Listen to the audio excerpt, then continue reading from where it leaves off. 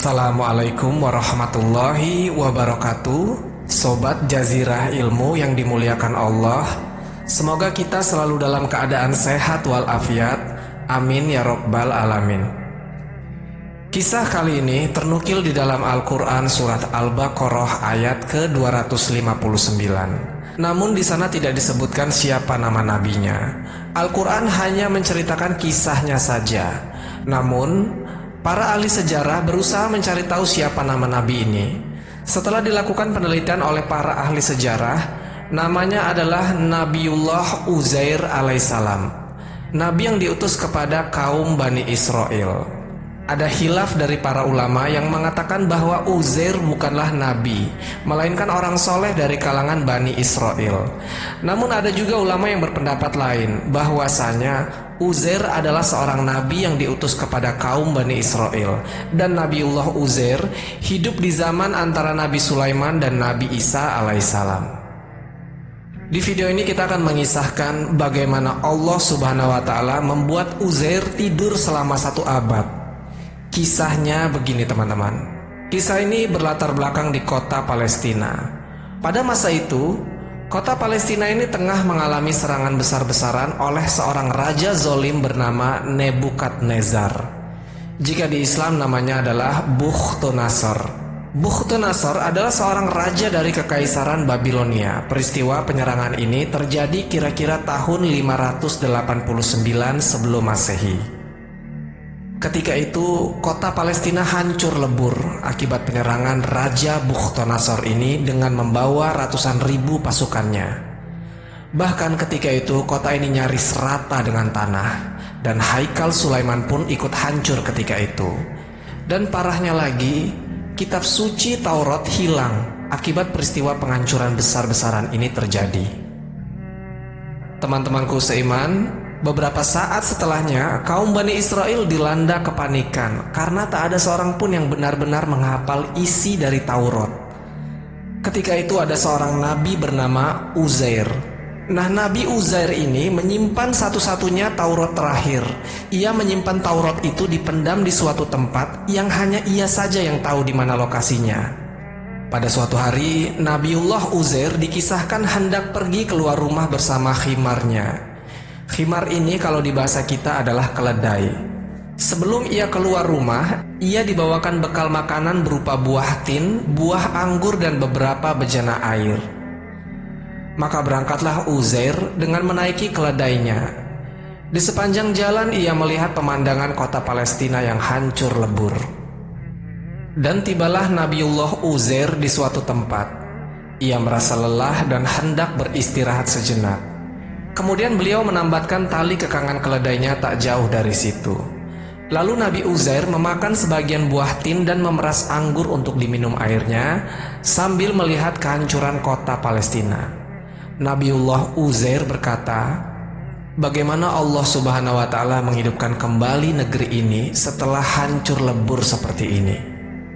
Tentunya kata-kata ini bukanlah merujuk pada ketidakyakinan Uzair akan kuasa Allah subhanahu wa ta'ala.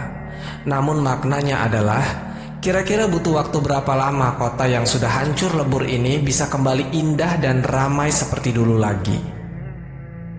Setelah sebagian beliau memakan bekal makanannya, ia berencana untuk istirahat atau tidur sebentar. Ketika itu waktu menunjukkan siang hari atau zuhur. Uzair mulai membaringkan badannya dan perlahan ia pun tertidur. Sobat Jazirah Ilmu yang dimuliakan Allah, Allah subhanahu wa ta'ala buat Nabi Uzair tidur selama 100 tahun lamanya. Ada para ulama berpendapat mengatakan bahwasanya di peristiwa ini Nabiullah Uzair diangkat ruhnya dan dikembalikan lagi ke jasadnya setelah 100 tahun. Berbeda dengan kisahnya Ashabul Kahfi yang Allah subhanahu wa ta'ala buat mereka tidur selama 309 tahun. Ashabul Kahfi Allah buat tidur, namun Nabiullah Uzair Allah subhanahu wa ta'ala wafatkan beliau lalu dihidupkan kembali setelah 100 tahun untuk membuktikan kepada kaum Bani Israel bahwasanya kuasa Allah subhanahu wa ta'ala di atas segala makhluk. Allah subhanahu wa ta'ala bisa mematikan yang hidup dan bisa menghidupkan yang mati. Semua mudah buat Allah subhanahu wa ta'ala. Kita kembali lagi ke cerita. Ketika 100 tahun berlalu, Allah Subhanahu wa Ta'ala hidupkan lagi Nabiullah Uzair di waktu petang, seolah-olah ia hanya baru saja terbangun dari tidurnya. Lantas ketika itu Nabi Uzair pun membuka matanya. Uzair melihat anggur dan buah tin di sebelahnya masih ada dan terlihat utuh. Di peristiwa ini Allah Subhanahu wa Ta'ala berkata pada Uzair, "Berapa lama engkau tertidur?" Nabi Uzair menjawab, "Mungkin setengah hari atau 1 hari saja." Karena memang beliau mulai tidur di waktu zuhur dan terbangun di waktu petang menjelang sore. Rasanya mungkin hanya seperti itu. Allah Subhanahu wa Ta'ala menjawab, "Tidak, engkau telah tidur selama 100 tahun." Nabi Uzair kaget mendengar hal ini. Ia melihat ke arah bekal makanannya, yaitu buah tin dan perasan anggur. Keduanya masih utuh, sama seperti sebelum ia tertidur. Namun ketika ia melihat keledainya, rupanya keledainya sudah menjadi tulang belulang. Ya wajar saja karena sudah 100 tahun berlalu. Kemudian Allah Subhanahu wa Ta'ala atas segala kebesarannya menyusun tulang belulang keledainya itu hingga menyerupai bentuk semula, kemudian dibalut dengan daging dan kulit, dan pada akhirnya Allah Subhanahu wa Ta'ala tiupkan kembali ruh dari keledai Uzair ini. Lantas terkejutlah Nabiullah Uzair melihatnya. Keledai yang sudah 100 tahun mati bisa dengan mudahnya dihidupkan kembali oleh Allah Subhanahu wa Ta'ala. Teman-temanku seiman, ketika keledai Nabi Uzair dihidupkan kembali, keledainya meringkik ketakutan. Dia pikir telah datang padanya hari kiamat. Di peristiwa ini Allah Subhanahu wa Ta'ala menjaga jasad Uzair dari penuaan. Ketika dulu ia berangkat dari rumahnya ke tempat ini, usianya menginjak 40 tahun, dan sekarang usia Nabi Uzair adalah 140 tahun. Namun tak sama sekali kulitnya, rambutnya, bahkan postur badannya menunjukkan bahwasanya ia sudah tua. Allah Subhanahu wa Ta'ala jaga dia dari penuaan ketika diwafatkan selama 100 tahun. Akhirnya pulanglah Uzair ke rumahnya di mana ia tinggal dulu. Ia berjalan menyusuri kota Palestina bersama keledainya. Ia melihat kota ini sudah kembali seperti dulu dan sudah ramai orang-orangnya. Ia maklum saja karena sudah 100 tahun berlalu. Kota ini pun sudah mulai dibangun dalam jangka waktu tersebut. Singkat cerita, sampailah Nabi Uzair di rumahnya di alamat yang sama ketika ia pergi 100 tahun lalu. Ia melihat rumahnya yang sekarang sudah sedikit berbeda dengan rumahnya yang ia tinggalkan dulu. Nabiullah Uzair melihat di depan rumahnya ada seorang wanita tua sedang duduk. Beliau melihat mata dari wanita tua ini sudah sedikit buta dan sudah sangat rabun penglihatannya. Lalu Nabi Uzair bertanya kepada wanita tua ini, "Wahai nenek, di manakah rumah Uzair?" Mendengar pertanyaan ini, wanita tua ini pun sedikit heran, dan dia menjawab, "Kenapa engkau bertanya tentang rumahnya Uzair? Uzair sudah tidak ada, sudah pergi dan tidak pulang lagi sejak 100 tahun yang lalu. Orang-orang menyangka bahwa ia telah wafat, dan ini adalah rumahnya Uzair." Nabiullah Uzair berkata kepada wanita tua ini, "Akulah Uzair yang telah pergi dari 100 tahun yang lalu." Terkejutlah wanita tua ini dan ia berkata, "Mana mungkin engkau Uzair? Uzair adalah laki-laki soleh dan engkau terlihat masih muda. Tidak mungkin bahwa engkau adalah Uzair." Rupanya teman-teman, wanita tua ini adalah pembantunya dulu. Jadi ketika 100 tahun yang lalu, Nabiullah Uzair meninggalkan rumah ketika beliau berusia 40 tahun. Dan di rumah ini ia meninggalkan pembantu dan putranya. Dulu ketika ditinggal, pembantunya dan anaknya ini berusia 20 tahun. Berarti wanita tua ini sekarang usianya 120 tahun. Dan Nabi Uzair saat ini berusia 140 tahun. Lalu wanita tua ini berkata lagi, "Setauku Uzair adalah orang soleh. Dia adalah seorang nabi utusan Allah Subhanahu wa Ta'ala. Dan Uzair mampu menyembuhkan penyakit apapun atas izin dari Allah Subhanahu wa Ta'ala. Kalau engkau adalah Uzair, berdoalah kepada Allah Subhanahu wa Ta'ala, mohon padanya sembuhkanlah kedua mataku ini." Untuk meyakinkan bahwasanya dirinya adalah Uzair yang pergi 100 tahun lalu, maka Nabi Uzair berdoa kepada Allah meminta kesembuhan pada mata wanita tua ini. Dan seketika sembuhlah mata wanita tua ini. Tiba-tiba ia bisa melihat jelas, dan di depan wanita tua ini ia melihat sosok pria yang berdiri di hadapannya ini.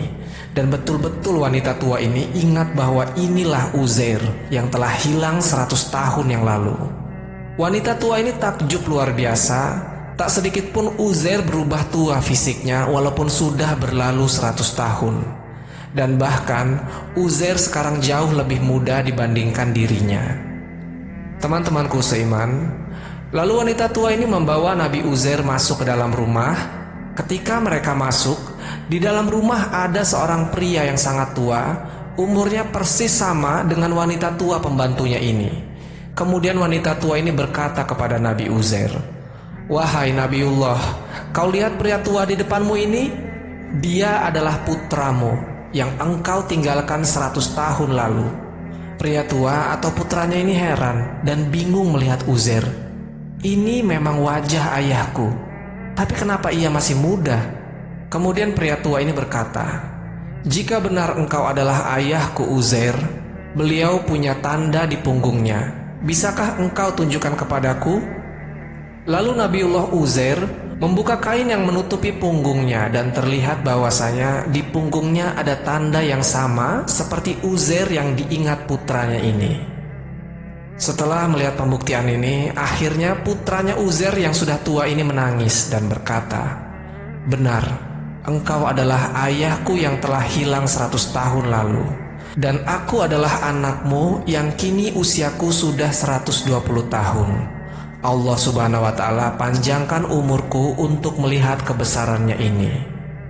Sobat Jazirah Ilmu yang dimuliakan Allah, setelah keduanya percaya bahwa pria ini adalah Uzair, maka mereka pun membawanya ke masyarakat dan menceritakan kepada mereka, "Inilah Nabi kita Uzair yang telah hilang 100 tahun lalu. Atas kebesaran Allah Subhanahu wa Ta'ala ia kembali kepada kita." Maka mendengar kabar bahwa Nabi Uzair hidup lagi, orang-orang pun berdatangan ingin berjumpa dengan Nabi mereka. Karena ketika itu teman-teman, yang paham akan isi dari Taurat hanyalah Nabi Uzair saja. Dan rupanya Nabi Uzair hilang. Maka isi Taurat pun terlupakan begitu saja karena tidak ada seorang pun yang benar-benar menghafalnya. Nah, Nabi Uzair inilah satu-satunya orang yang menyimpan lembaran-lembaran Taurat. Dan hanya beliau saja yang mengetahui di mana ia simpan. Lantas ketika itu orang-orang Bani Israel menanyakan tentang lembaran Taurat tersebut, dan Nabi Uzair mengajak mereka bersama-sama ke suatu tempat di mana ia simpan lembaran Taurat tersebut. Maka berangkatlah mereka secara beramai-ramai.